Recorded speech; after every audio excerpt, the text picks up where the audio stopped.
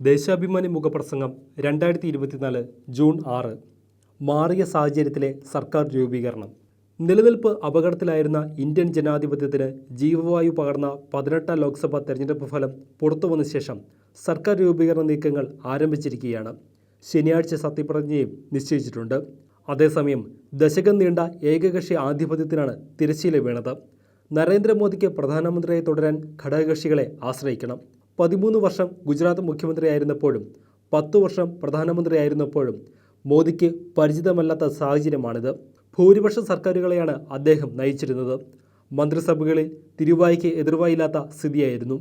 മോദിയുടെ ഒന്നാം സർക്കാരിൻ്റെ കാലത്തെ നോട്ട് നിരോധനം, രണ്ടാം സർക്കാരിൻ്റെ കാലത്തെ ജമ്മു കശ്മീർ നടപടികൾ, കാർഷിക നിയമ പരിഷ്കാരങ്ങൾ എന്നിവ NDAയിൽ പോലും കൂടിയാലോചന നടത്താതെയാണ് നടപ്പാക്കിയത്.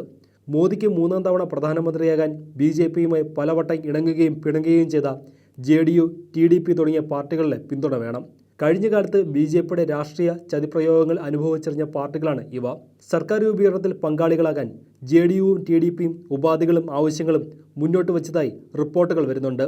303 സീറ്റിൽ നിന്ന് 240ലേക്ക് ഒതുങ്ങിയ BJPയോടൊപ്പം 16 സീറ്റുള്ള TDPയും 12 സീറ്റുള്ള JDUവും ഉറച്ചു നിന്നാലും ഭൂരിപക്ഷം തികയ്ക്കാൻ വീണ്ടും ചെറു പാർട്ടികളുടെ സഹായം വേണം. ഓരോ പാർട്ടിയുടെയും വിലപേശൽ ശേഷി അംഗീകരിച്ച് കൊടുക്കേണ്ടി വരും. സർക്കാർ രൂപീകരിച്ചാലും മോദിയുടെ പ്രവർത്തനശൈലി മാറ്റാത്ത പക്ഷം മുന്നോട്ട് പോക്ക് ബുദ്ധിമുട്ടാകും. ശിരോമണി അകാലിദളും ശിവസേനയും ഉൾപ്പെടെയുള്ള പാർട്ടികൾ കഴിഞ്ഞ 5 വർഷത്തിനിടെ NDA വിട്ടുപോയി. ശിവസേനയെ പിളർത്തി ഒരു വിഭാഗത്തെ കൂടെ കൂട്ടുകയാണ് BJP ചെയ്തത്.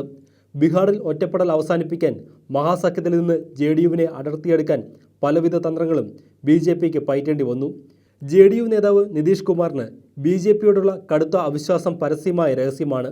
NDAയിൽ തിരിച്ചെത്താൻ തീരുമാനിച്ചതിൻ്റെ കാരണം നിതീഷ് ഇന്നേ വരെ പറഞ്ഞിട്ടില്ല. പുതിയ ലോക്സഭയിൽ സ്പീക്കർ സ്ഥാനം വേണമെന്ന ആവശ്യം ഘടകകക്ഷികൾ ഉന്നയിക്കുന്നതിൻ്റെ പശ്ചാത്തലം ഇതാണ്. കൂറുമാറ്റ നിരോധന നിയമം നടപ്പാക്കുമ്പോൾ തീരുമാനങ്ങൾ എടുക്കേണ്ടത് സ്പീക്കറാണ്. കൂടെ നിൽക്കുന്ന പാർട്ടികളെ BJP പിളർത്തുകയും ദുർബലപ്പെടുത്തുകയും ചെയ്യുന്നത് ഘടകകക്ഷികളെ അസ്വസ്ഥരാക്കുന്നു. തുടർച്ചയായി 2 സർക്കാരിനെ നയിച്ച ശേഷം BJPക്ക് വീണ്ടും ഭൂരിപക്ഷം നേടിക്കൊടുക്കുന്നതിൽ പരാജയപ്പെട്ട മോദി നേതൃസ്ഥാനം ഒഴിഞ്ഞു കൊടുക്കുന്നതായിരുന്നു രാഷ്ട്രീയ മാന്യത. BJPയുടെ പ്രചാരണം നയിച്ചതും ലക്ഷ്യം പ്രഖ്യാപിച്ചതും മോദിയാണ്. കേന്ദ്രമന്ത്രിമാരിൽ അമിത്ഷാ ഒഴികെയുള്ളവർ ഏതാണ്ട് അപ്രസക്തരായി മാറിയിരുന്നു. അയോധ്യ രാമക്ഷേത്രത്തിലെ വിഗ്രഹപ്രതിഷ്ഠ നടത്തിയതും മോദിയാണ്.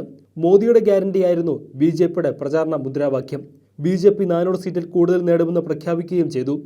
തിരിച്ചടി മണത്തപ്പോൾ തീവ്ര വർഗീയ പ്രചാരണം വഴി ജനങ്ങളെ ഭിന്നിപ്പിക്കാൻ ശ്രമിച്ചു. എന്നിട്ടും BJPക്ക് കേവല ഭൂരിപക്ഷം നഷ്ടമായി.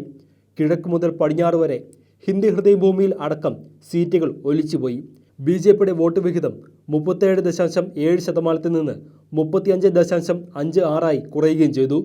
1962 ശേഷം ആദ്യമായി ഒരു സർക്കാർ 2 തവണ കാലാവധി പൂർത്തീകരിച്ച് മൂന്നാമതും അധികാരത്തിൽ വരുന്ന പ്രചാരണം ഉയർത്തി മോദി വീണ്ടും പ്രധാനമന്ത്രി പദത്തിന് അവകാശവാദം ഉന്നയിച്ചിരിക്കുകയാണ്.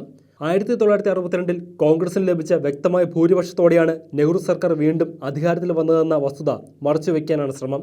വ്യാജ അപഖ്യാനങ്ങളാണ് BJPക്ക് എന്നും ആയുധം.